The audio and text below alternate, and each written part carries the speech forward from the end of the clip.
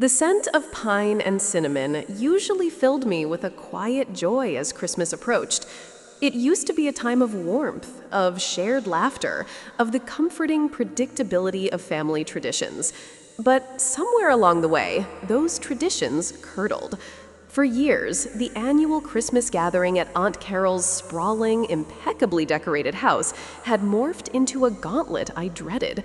It wasn't the food, which was always exquisite, nor the decorations, which were always magazine-ready. It was the undercurrent, the subtle digs, the thinly veiled judgments that felt like tiny, precise cuts. I, Eleanor, the quiet observer, the one who chose a less conventional path, often found myself the unwitting target. This year, the dread was a cold knot in my stomach, not just because of the usual family scrutiny, but because my beloved grandmother Rose, the only true beacon of unconditional love in that house, had been unwell. Her frail health was the sole reason I was even considering attending. I couldn't bear the thought of her spending Christmas without me, especially if it were to be her last truly vibrant one. I wanted to be there for her, to see her eyes light up, to share a moment of genuine connection amidst the manufactured cheer. Aunt Carol's house was a fortress of festive perfection. Every ornament was perfectly placed, every ribbon meticulously tied. It was a stage, and we, the family, were merely actors in her elaborate production of the perfect Christmas. As I drove through the crisp December air, the car heater battling the chill, I rehearsed my usual coping mechanisms: polite smiles, deflecting questions, finding refuge in helping in the kitchen. I clutched the steering wheel, my knuckles white, a silent prayer escaping my lips for strength. I arrived a little early, hoping to catch Grandma Rose before the main onslaught of relatives. The driveway was already packed with luxury SUVs, testament to the family's material success. Stepping out, the cold air bit at my cheeks, but it was the icy dread within me that truly sent a shiver down my spine. The front door, adorned with a wreath that cost more than my monthly rent, swung open as I approached. Aunt Carol, a vision in an emerald green cashmere sweater, greeted me with a smile that didn't quite reach her eyes. "Eleanor, darling, so glad you could make it, even if you're fashionably late as always." The jab was subtle, but it landed. I swallowed it, as I always did. "Hello, Aunt Carol. Where's Grandma Rose?" I asked, trying to keep my voice steady.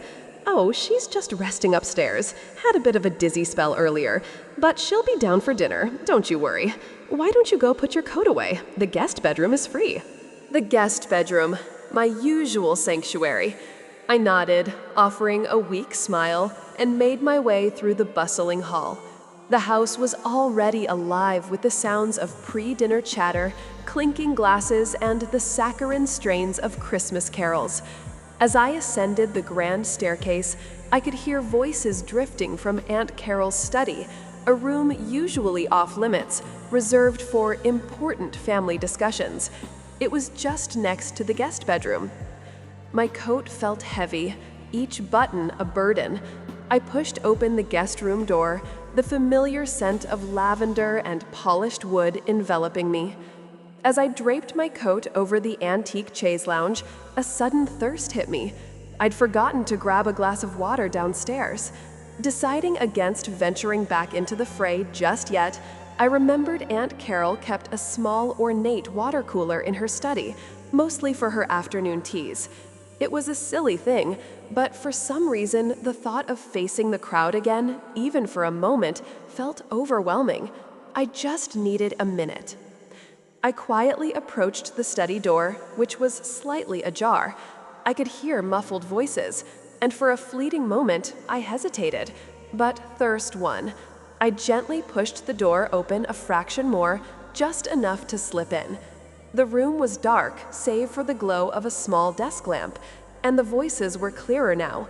They weren't coming from inside the study, but from the adjacent sunroom, which was connected by a glass-paned door. It seemed Aunt Carol, my cousin Brenda, and Uncle Mark had retreated there for a private chat. I froze, my hand still on the doorknob. "And then Eleanor will arrive looking all artsy," I heard Brenda's high-pitched, mocking voice. Aunt Carol's laugh, a dry, brittle sound, followed. "Oh, Brenda, don't be so hard. She does try, in her own way." The sarcasm dripped like venom. But yes, the plan is simple. We start with the "How's your little Etsy shop doing, dear?" and then segue into her disastrous dating life. Mark, you remember that story about her date who stood her up at the opera? Uncle Mark chuckled, a low rumble. Ah, yes, the one who called her too intense in a text message. My breath hitched. The air in my lungs felt like ice. They were talking about me. Planning. It wasn't just general family gossip. This was orchestrated. And then, Brenda chimed in, her voice alight with malicious glee, we bring up her failed attempt at that grant last year, the one she thought was her big break. Remember how she cried for weeks? A wave of nausea washed over me. The grant, my passion project. I had poured my heart and soul into it, and its rejection had indeed shattered me. To hear them discuss it so casually, so cruelly, as fodder for their Christmas entertainment, it was a blow that went deeper than any previous slight. "Perfect," Aunt Carol declared, her voice radiating satisfaction. "It's important to keep her grounded. She tends to get a bit full of herself with her artistic endeavors. A reminder of her place, shall we say." My place. That phrase echoed in my mind, a cold, hard truth. My place was to be the family's perennial failure, the one they could collectively pity and ridicule, thereby elevating their own perceived successes. All the years of feeling like an outsider, of trying to earn their approval, of enduring their passive-aggressive comments, it all clicked into place. This wasn't just accidental cruelty. It was deliberate. It was a performance, and I was to be the unwitting star of their Christmas comedy. I backed away from the door, my heart hammering against my ribs, a frantic bird trapped in a cage. My throat was tight, my eyes burning. I didn't get the water. I just stood there, leaning against the cold wall of the guest room, trying to process the sheer magnitude of their betrayal. My own family. The people who were supposed to love and support me were actively plotting my public humiliation. The festive sounds from downstairs, the carols, the laughter, now sounded hollow and mocking. The world tilted on its axis. The vibrant Christmas decorations blurred through a film of unshed tears. My vision tunneled, and all I could hear was the blood rushing in my ears, punctuated by their cruel laughter replaying in my mind. Keep her grounded, a reminder of her place. These weren't just words, they were daggers, each one piercing a different layer of my already fragile self-esteem. I slumped onto the chaise lounge, the velvet cold against my skin. My hands trembled as I clutched them together, trying to stop the shaking that had taken over my entire body. Disbelief warred with a bitter, searing anger. How could they? How could the people who shared my blood, who had seen me grow up, harbor such malice? It wasn't just a casual jab, it was a meticulously planned ambush. They were going to strip me bare, expose my vulnerabilities, and revel in my discomfort, all under the guise of festive cheer. Every past slight, every condescending comment, every dismissive wave of the hand flashed before my eyes like a grotesque highlight reel. The time Uncle Mark scoffed at my choice to study art instead of something practical. The way Aunt Carol always compared my modest apartment to Brenda's sprawling suburban mansion. Brenda's constant need to subtly undermine my achievements, no matter how small. It wasn't just me being overly sensitive, as I'd always tried to convince myself. It was real. It was deliberate. Every past slight, every condescending comment, every dismissive wave of the hand flashed before my eyes like a grotesque highlight reel. The time Uncle Mark scoffed at my choice to study art instead of something practical. The way Aunt Carol always compared my modest apartment to Brenda's sprawling suburban mansion. Brenda's constant need to subtly undermine my achievements, no matter how small. It wasn't just me being overly sensitive, as I'd always tried to convince myself. It was real. It was deliberate. A profound sense of isolation washed over me. I was alone, truly alone, in a house full of people who were supposed to be my family. The warmth I had desperately sought, the connection with Grandma Rose, felt tainted. How could I sit at that dinner table, share a meal, exchange gifts, knowing the dark secret they harbored, the performance they planned to put on?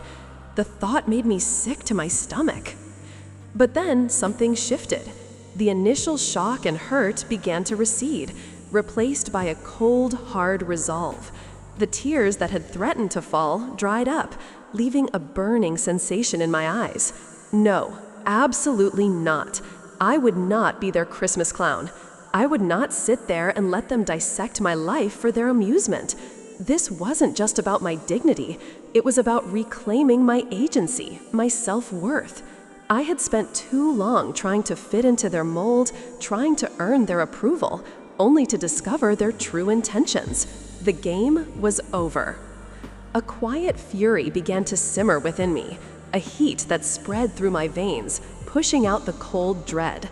I looked around the opulent guest room, at the expensive furnishings, the carefully curated art, the very embodiment of their superficial world. They valued appearances, reputation, social standing above all else. And that, I realized with a chilling clarity, was their greatest vulnerability. My mind raced. How could I turn the tables? How could I expose their ugliness without stooping to their level of petty cruelty? I didn't want to be like them, but I wanted them to understand the pain they inflicted. I wanted them to experience a fraction of the discomfort, the public humiliation they had so gleefully planned for me. The Christmas party, their annual show of familial perfection, was their sacred stage, and I, Eleanor, was about to become the director of a very different kind of performance. I spent the rest of the evening in a fog, excusing myself from dinner with a fabricated headache, claiming I'd rather not risk infecting Grandma Rose. Aunt Carol, ever the gracious hostess, feigned concern, but I saw the flicker of annoyance in her eyes. One less mouth to feed, one less problem to manage before the main event. I watched from the upstairs window as cars full of relatives arrived, their laughter echoing in the frosty air. Each new arrival felt like another conspirator, another audience member for my impending humiliation. But the fear was gone, replaced by a quiet, calculating focus. My mind was a whirlwind of possibilities, each more elaborate than the last. A public confrontation? Too messy, too emotional. A simple no-show? Too passive. It wouldn't deliver the message. I needed something that would hit them precisely where it hurt the most. Their carefully constructed image, their reputation, their perfect Christmas facade. The plan had to be elegant, undeniable, and utterly devastating. It had to be a gift. A Trojan horse of a gift. I knew their weaknesses. Aunt Carol, the matriarch, obsessed with appearances and social standing, always gossiping about others but terrified of her own secrets being exposed. Brenda, the golden child, fiercely competitive, whose success often felt hollow and built on a foundation of insecurity. Uncle Mark, the silent enabler, who valued Keese at any cost, even at the expense of his own integrity, and had a few skeletons in his own closet regarding business dealings. The gift that ended their event. The phrase resonated in my mind. It couldn't just be an item, it had to be an experience. Something that would unravel the entire charade, expose the rot beneath the polished surface, and leave them scrambling. I remembered Aunt Carol's annual tradition. After dinner, before gifts were exchanged, she always insisted on a Christmas Reflections segment. Everyone would gather in the living room, and she'd project a slideshow of cherished family memories from the past year. It was always a curated collection of smiling faces, lavish vacations, and carefully posed achievements. It was the perfect stage. The idea sparked like a match in dry tinder, a slideshow, but not their slideshow, my slideshow, a collection of family memories that would expose their true colors, not just to me, but to everyone. But how? I didn't have incriminating photos or videos of their secrets. Then it hit me, the overheard conversation, their words, their plan. It was the most damning evidence I had. How could I present it? A simple recording wouldn't be enough.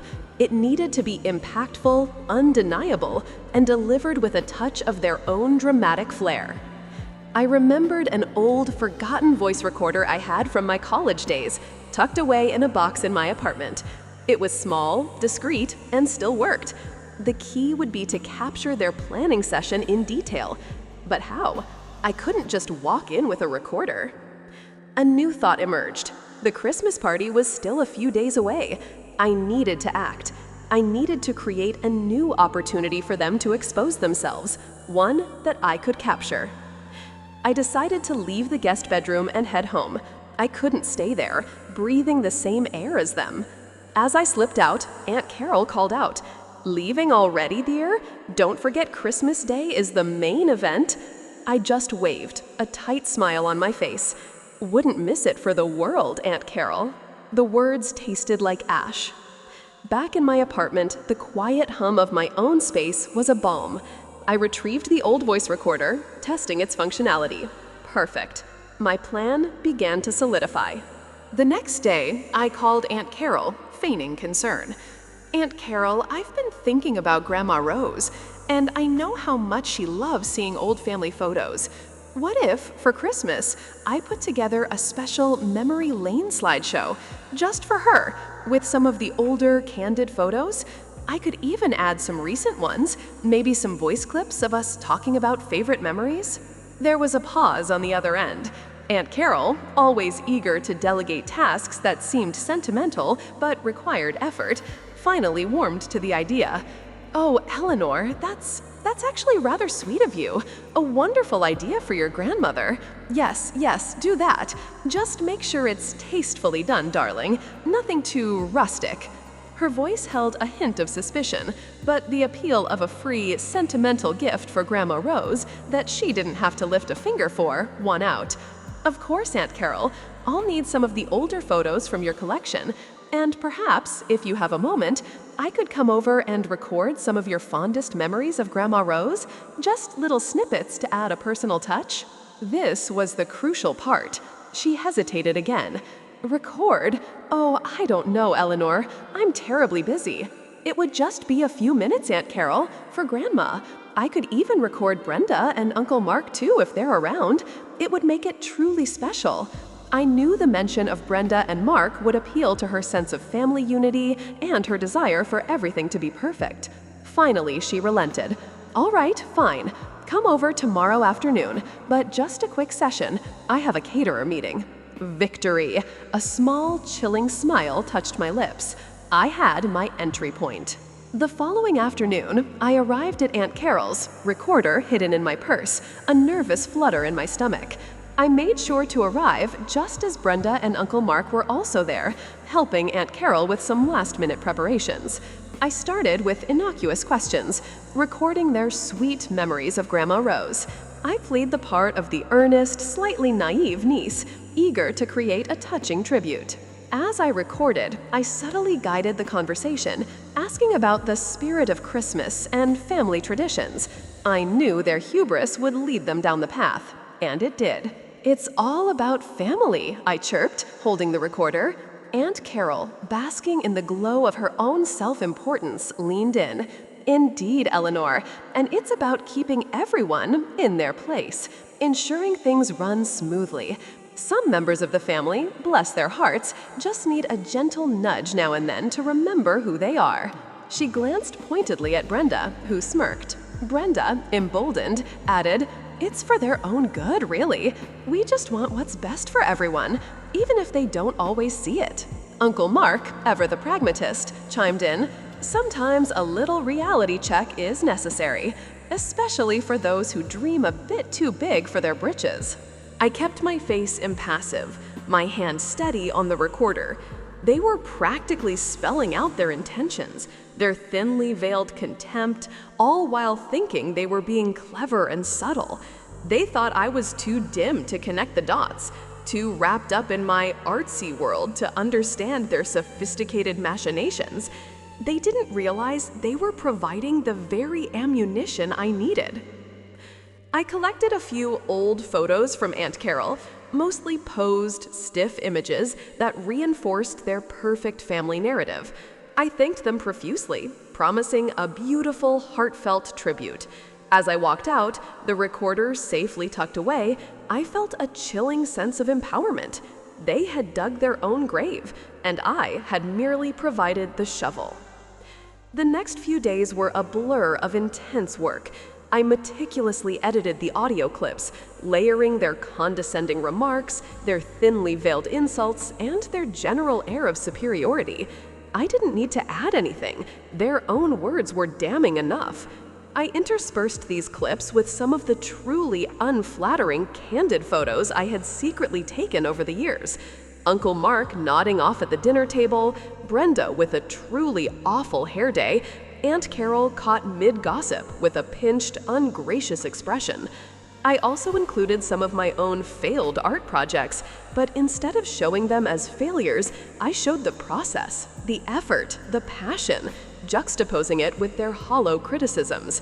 The centerpiece, however, would be a new recording, a special message from Eleanor. I crafted a script, not of anger, but of calm, measured disappointment, a revelation of their true selves. I would narrate my experience of overhearing them, the pain it caused, and the realization of their true nature. This would be the climax of my memory lane slideshow. I then assembled it all into a meticulously edited video presentation, burning it onto a USB drive. I bought a beautifully ornate, oversized Christmas box wrapped in shimmering gold paper and tied with a lavish red velvet bow. Inside, I placed a brand new portable projector, a small collapsible screen, and a note, "To the family, with love, a special Christmas reflection, from Eleanor." It looked innocent, even thoughtful, a genuine gift, but it was a Pandora's box. Christmas Eve. The air crackled with a false cheer. I arrived at Aunt Carol's house, the oversized, gold-wrapped box clutched in my hands, a serene smile plastered on my face. My heart thumped a frantic rhythm against my ribs, but my outward demeanor was one of calm anticipation. I was dressed simply, elegantly, in a deep forest green dress that felt like a quiet armor. No drab sweater this year. Aunt Carol greeted me with a slightly strained smile. "Eleanor, darling, you brought your little slideshow? How thoughtful. We can put it on after dinner during our reflections segment." She winked, clearly amused by my earnest attempt to contribute. Brenda and Uncle Mark were nearby, exchanging knowing glances. They thought they were so clever, so in control. Dinner was a blur of forced pleasantries and the usual thinly veiled jabs, which I now deflected with an unnerving ease. Their words, once sharp and painful, now felt like dull thuds against my shield of resolve. I ate sparingly, my stomach a knot of nerves and anticipation. Grandma Rose, bless her heart, looked a little pale, but her eyes brightened when she saw me. I squeezed her hand under the table, a silent promise that tonight things would be different. Finally, the moment arrived.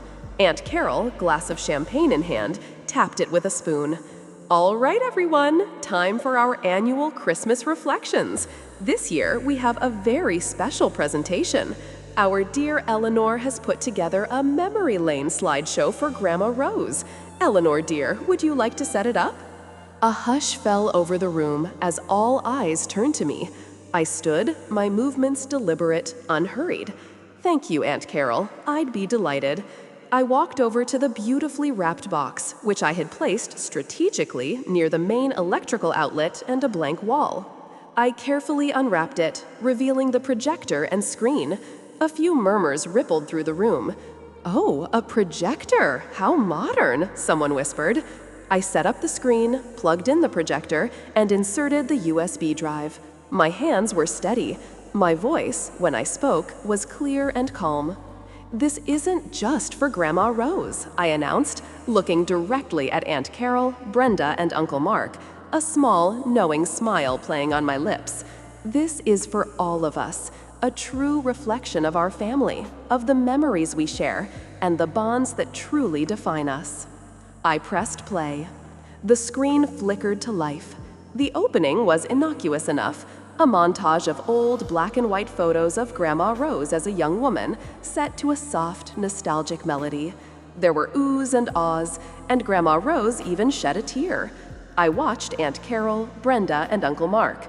They looked pleased, smug even, thinking I had played right into their hands, creating a perfectly sentimental, harmless tribute. Then the music shifted. It became subtly discordant, a low, unsettling hum beneath the festive tunes. The images changed too. Instead of polished family portraits, candid shots began to appear. Uncle Mark's bored face of a charity event, Brenda's furious expression during a heated argument with her husband, Aunt Carol caught mid-gossip with a pinched, ungracious expression. These weren't just unflattering, they revealed cracks in their perfect facades. A ripple of unease spread through the room. People exchanged confused glances. Aunt Carol's smile faltered. Brenda's eyes narrowed. Then the audio began. My own voice, calm and measured, began to narrate. Family is supposed to be a sanctuary, a place of love, acceptance, and support. But sometimes the most painful betrayals come from those closest to us. The room grew silent, save for my voice. I continued, describing the feeling of being judged, of being the black sheep, of trying to earn approval that was never truly offered. Then the first audio clip played. It was Aunt Carol's voice, clear and unmistakable, from my recording session a few days prior. "Some members of the family, bless their hearts, just need a gentle nudge now and then to remember who they are." A gasp echoed in the room. Aunt Carol's face went white. She tried to speak, but no words came out. Next, Brenda's voice. "It's for their own good, really. We just want what's best for everyone, even if they don't always see it." Brenda's jaw dropped. She looked at me, a mixture of shock and dawning horror in her eyes. Then Uncle Mark. "Sometimes a little reality check is necessary, especially for those who dream a bit too big for their britches." Uncle Mark shifted uncomfortably, his face flushed. The other family members, the extended aunts, uncles, and cousins, were now staring at the trio, their expressions ranging from bewilderment to outright disapproval. The slideshow continued, my narration weaving through their recorded words, exposing their condescension, their hypocrisy, their judgment. I included the snippets of their original planning session, the one I overheard, cleverly edited to focus on the intent to humiliate. And then Eleanor will arrive, looking all artsy, probably wearing that same drab sweater. Brenda's voice. The plan is simple. We start with the, "How's your little Etsy shop doing, dear?" and then segue into her disastrous dating life. Aunt Carol's voice. Bring up her failed attempt at that grant last year, the one she thought was her big break. Remember how she cried for weeks? Brenda again, followed by Uncle Mark's chuckle. The entire room erupted, not in laughter, but in gasps, murmurs, and outright exclamations of shock. Aunt Carol sprang to her feet, her face a mask of fury and humiliation. "Eleanor, what is the meaning of this? Turn it off. Turn it off right now." But I remained still, my gaze unwavering. The projector hummed, casting their damning words onto the wall for all to see and hear. "This is the meaning, Aunt Carol," I said, my voice cutting through the rising din. This is your Christmas reflection. You wanted to remind me of my place? Well, I'm reminding you of yours." Brenda was sputtering, pointing a trembling finger at me. You recorded us, you manipulative witch." "I simply recorded your true selves," I corrected calmly. "A gift, if you will, the gift of honesty." The atmosphere in the room was thick with tension. Some guests looked away in embarrassment. Others stared openly, their faces a mix of horror and morbid fascination. Grandma Rose, her eyes wide with dismay, looked from me to her daughter and grandchildren, her hand pressed to her chest. Aunt Carol, her carefully constructed composure shattered, lunged for the projector. But Uncle Mark, perhaps realizing the futility or the spectacle it would create, held her back. "Carol, stop! You're only making it worse." But it was already worse. The damage was done. The perfect Christmas facade had cracked, revealing the ugly truth beneath. The festive music had stopped, replaced by the stunned silence of a family torn apart. I finally pressed the pause button, ending the slideshow. The image of their shocked, betrayed faces hung on the screen, a silent accusation. "Merry Christmas, everyone," I said, my voice barely above a whisper, yet it resonated through the silent room. I calmly unplugged the projector, folded the screen, and placed them back in the gold box. I didn't need to say another word. Their faces, their reactions, the shattered silence of the room spoke volumes. The silence that followed my final words was deafening, punctuated only by the distant wail of a police siren from outside, completely unrelated, but adding a bizarre, almost cinematic backdrop to the scene. Aunt Carol, Brenda, and Uncle Mark stood frozen, their faces contorted in a mixture of rage, shame, and utter disbelief. The other guests, a mix of extended family and family friends, seemed unsure where to look, their conversations having died a swift, unnatural death. The festive glow of the Christmas tree lights now seemed to mock the stark reality of the room. Grandma Rose, however, was the one who broke my heart. She sat in her armchair, tears silently streaming down her wrinkled cheeks, her gaze fixed on her daughter, Carol. The disappointment in her eyes was palpable, a deeper wound than any anger. That was the only part of my revenge that stung, seeing her pain. But I also knew, deep down, that she deserved to know the truth about the family she had so lovingly tried to hold together. I picked up the gold box, the symbol of my quiet rebellion, and turned to leave. As I walked towards the door, a few cousins, ones who had always been a little kinder, a little more distant from Aunt Carol's clique, offered small, sympathetic nods. One even gave me a fleeting, almost imperceptible thumbs up. It was a tiny flicker of validation in the overwhelming chaos. "You've ruined everything, Eleanor!" Aunt Carol's voice, sharp and trembling, sliced through the air. "You'll never be welcome in this house again!" I paused at the threshold, turning back to face her. My gaze was steady, calm. "You ruined it long before I ever walked through that door, Aunt Carol. I merely held up a mirror."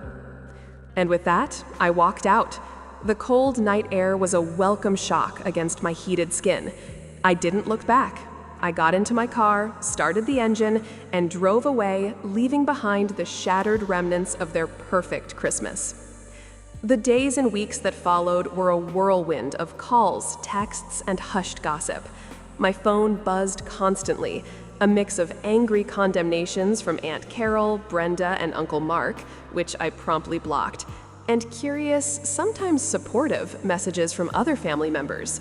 Some were appalled by my actions, others secretly applauded, grateful that someone had finally pulled back the curtain on Aunt Carol's reign of terror. Grandma Rose called me a few days later. Her voice was weak but clear. She didn't scold me. She didn't even mention the slideshow directly. Instead, she said, "Eleanor, darling, sometimes the truth is a bitter pill, but it is always necessary." She told me she loved me and that she understood. That conversation was my true vindication. The family Christmas party, as Aunt Carol had meticulously planned it, did indeed end early that night.